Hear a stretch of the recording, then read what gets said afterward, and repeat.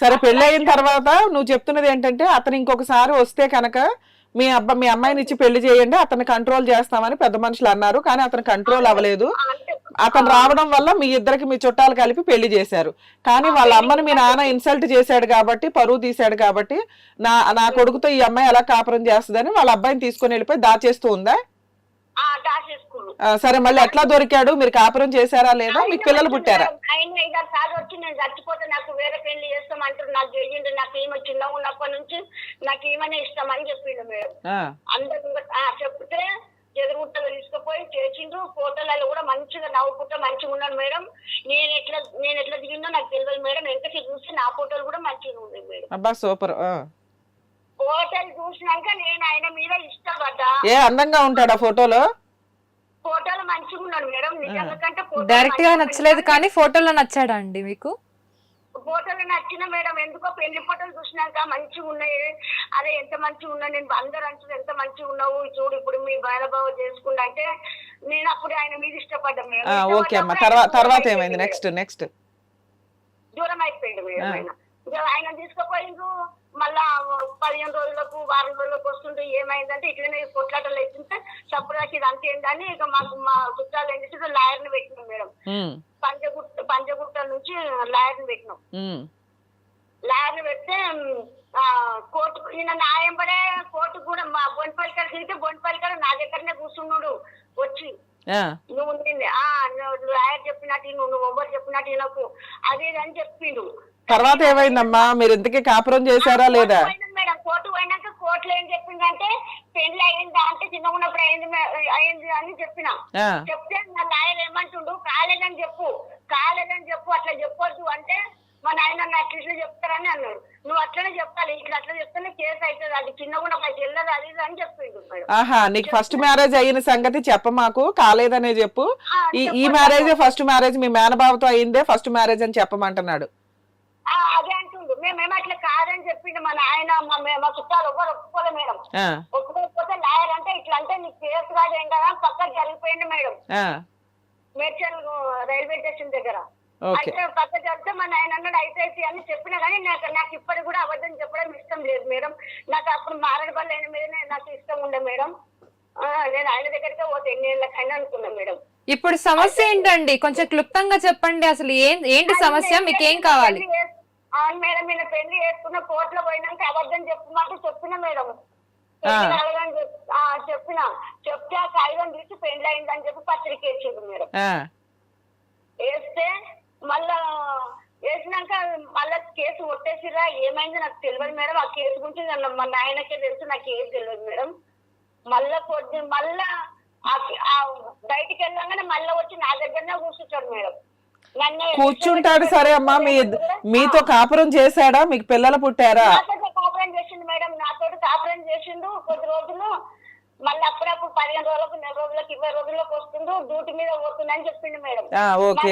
మీ అమ్మాయి పద్ధతి మంచిగా లేదు, మీ అమ్మ చేసి మాత్రం నేను నా బిడ్డను తోలియను 100 గజాల జాగిచ్చిండు మేడం మా నాయన. ఎందుకు ఎప్పుడన్నా మీ అత్తగారి ఇంటికి వెళ్ళావా నువ్వు? మా నాయన పంపేయను అన్నాడు. వాళ్ళ అమ్మ సంగతి మీరు ఒకసారి ఎంక్వైరీ చేసుకోరు మేడం. వాళ్ళ అక్క అదే పని చేస్తారు మేడం. చేస్తే చేశారమ్మా. ఇప్పుడు ఇతను కావాలి అని నువ్వు కూడా అనుకున్నావు. కోర్టులో కూడా కేసులు నడుస్తున్నా అతను నీతో వచ్చి కాపురం చేస్తున్నాడు. ఎంతమంది పిల్లలు మీకు? అప్పుడు పెద్ద మనుషులు ఏం చెప్తారు అంటే ఒకటే బిడ్డ మేడం. అప్పుడు ఏం చేస్తారు అంటే పెద్ద మనుషులు ఆమె ఎన్నేళ్ళు నా బిడ్డని ఇప్పుడు నేను దోలి అది మంచిగా లేదు క్యారెక్టర్. అక్కడ దోలిస్తే నా బిడ్డను ఏం చేస్తుందేమో. ఆమె పెద్దగా అయ్యి ఆమె తెలివి వచ్చినాక ఆమె వస్తుంది. వచ్చే వరకు నా బిడ్డను నేను పంపాను. ఆయన్నే వచ్చి ఉండేటట్టు అయితే ఇల్లు కూడా ఇస్తామని చెప్పారు మేడం. ఒక 100 గజాలు జాగిచ్చి రూమ్ ఇచ్చిరు. వాళ్ళ అమ్మని చూసుకొచ్చుకో నువ్వు ఆమెను చూడని చెప్పిండు. ఓకే, ఆయన వచ్చాడా? చెప్తే 100 గజాలు జాగిస్తే ఈయన పేరు నా పేరు ఆయన పేరే ఉన్నది మేడం అలా ఫస్ట్ లో. అయితే ఈయన ఏం చేసిండు డ్యూటీ మీద పోతున్నా అని ముందుగా చూసిన ఆమె దగ్గర పోయినాడంట మేడం.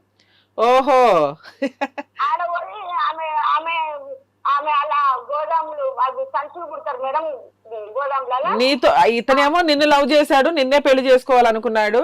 కానీ వాళ్ళ అమ్మ ఏమో వేరే సంబంధం చూసింది. ఇక నీతో కాపురం చేస్తూనే ఆవిడ దగ్గరికి కూడా ఇలా ఆవిడ పెళ్లి చేసేసుకున్నాడా? ఆమె పెళ్లి చేసుకోవాలంటే మేడం ఇప్పుడు మొన్న కూడా అడిగినాం ఎప్పుడు చూసినా దేవుడి మీద ఒట్టు తిన్ను అంటే నాకు తెలియదు మేడం. ఒట్టు తిన్నాడు మేడం. మా నాయన ఒక 2-3 ఏళ్ళు అయినాక మా నాయన ఏమన్నాడు, నా బిడ్డలు వేరే పెళ్లి చేస్తా వద్దన్నాడు. అంటే వీళ్ళు పిల్లలు అయ్యింది సంగతి నాకు తెలియదు మేడం. ఎవరికి? అతనికి ఆల్రెడీ ఆవిడతో పిల్లలు కూడా అయ్యారా? ఆమె పిల్లలు కంటే నాకు ఒకసారి కడిపైతే దావకుండా పోయినా నాకు తెలియదు మేడం ఏమైందో. ఆవిడతో ఎంతమంది పిల్లలు మీ ఆయనకి? ఆమెకి 2 బిడ్డలు, ఒక కొడుకు మేడం. 2 బిడ్డలు, 3 పిల్లలు. ఆ 3 పిల్లలు ఆమె బాగానే ఉంది మేడం. ఆమె పెద్ద ఉండి ఆమె నేర్చుకొని తిరుగుతుంది మేడం. అప్పుడు నాకు సరిగ్గా తెలియదు కదా మేడం, ఏం చేయలేదు, ఇంట్లోనే ఉన్నా నేను, తెలియదు. సరే, ఇప్పుడు ఆయనకి 2 పెళ్లిళ్ళు అయినట్టు లెక్క మీ మేనబావకి. నీకు 2 పెళ్లిళ్ళు అయినాయి, మీ మేనబావకి 2 పెళ్లిళ్ళు అయినాయి. నీకేమో ఒక అతనితో పెళ్లి అయింది, అది విడాకులు అవ్వలేదు, నువ్వేమో మేనబావం చేసుకున్నావు. మేనబావేమో ఒక ఆవిడ చేసుకున్నాడు, ఆవిడని వదలలేదు, 3 పిల్లలకి అన్నాడు, నిన్ను చేసుకున్నాడు. మీరిద్దరు కలిసి ఎప్పుడు కాపురం చేశారు? ఎంతకాలం కాపురం చేశారు? కాపురం చేసిన మేడం, మస్తు రోజులు కాపురం చేసిన, వచ్చిపోతుంటాడు ఉంటాడు కానీ నన్ను ఏమనేది కాదు. ఎందుకంటే మళ్ళీ లాస్ట్ కు నా నేను డ్యూటీ చేస్తున్నా మేడం. డ్యూటీ పర్మనెంట్ అయింది బిఎన్జి పూర్సులా. నేను డ్యూటీ పోతే నాకు డ్యూటీ పర్మనెంట్ అయినాక నాకు డ్యూటీ పోనిస్తలేడు మేడం. నా పెళ్ళ నేను దోలుకొచ్చుకుంటే మా ఆయన అన్నాడు, నేను దోలేను, నా బిడ్డను వేరే చేస్తాను, నువ్వు అన్ని పిచ్చి పిచ్చి చేస్తున్నావు, ఎక్కడెక్కడ పిల్లలని అంటున్నావు అంటే ఏదో కథ ఊర్లో ఇరుకైతుంది మాకు, వద్దని మా నాయన అన్నాడు అంట మేడం. నాకు ఈ కథ తెలియదు. అయితే నా బిడ్డకు ముందుగానే ఇట్లా అయిపోయింది, మళ్ళీ ఏమన్నా అంటే చచ్చిపోతుంది ఏమో. ఫోటోలు చూసుకొని నేను ముడుచుకుంటా, రోజు ఆ ఫోటోలు పెట్టుకుంటున్నా మేడం, ఒక దేవుని గుళ్ళో పెట్టుకున్నట్టుగా. 30 ఏళ్ల క్రితం ఫోటోలు ఉన్నాయా నీ దగ్గర? 40 ఏళ్ళు అవుతుంది నీ పెళ్ళై. అప్పుడు ఉండే, ఇప్పుడు ఎక్కడెక్కడో పోయినా మేడం, కిరాయిలో ఆ ఇంట్లో పెడితే. సరే, లాస్ట్ గా ఇప్పుడు మీ అమ్మాయి వయసు ఎంత? మా అమ్మాయికి 32 ఉంటుంది మేడం. పెళ్ళి అయిపోయిందా మీ అమ్మాయికి? 32 అంటే ఈయన మళ్ళీ మా ఫిజర్ పెళ్లి కాలే మేడం. ఆమె చదువుకుంటున్నాను, కూరగాయలు అమ్ముతుంది మేడం. 2 పిల్లలని చదువుకుంటున్నాను. నాకు కూడా. నీకు 2 పిల్లలా? నాకు 2. అయితే ఈయన ఇప్పుడు చెప్తాను మేడం, ఈ పిల్లలు వచ్చి కాపురం పెట్టుకొని అలాగ నేను మా నాయన పంపించానంటే మళ్ళీ పెద్ద మనుషులు వచ్చి ఈమెకి ఎక్కడన్నా పొలం రాసిరు, నాకు మీ బిడ్డ ఎప్పుడు వస్తే ఆమెకి ఇల్లు ఆస్తి మొత్తం ఆమెకి, కానీ అప్పటి వరకు ఆమెకి ఏమి ఉండదు అని చెప్పిండు. అని చెప్పిరంటే నాకు తెలియదు సంగతి మేడం. వెంక తిరిగి కాగితాలు చూసినాం మేడం. వెంక తిరిగి నా బిడ్డ పుట్టినాక చూసిన కాగితాలు.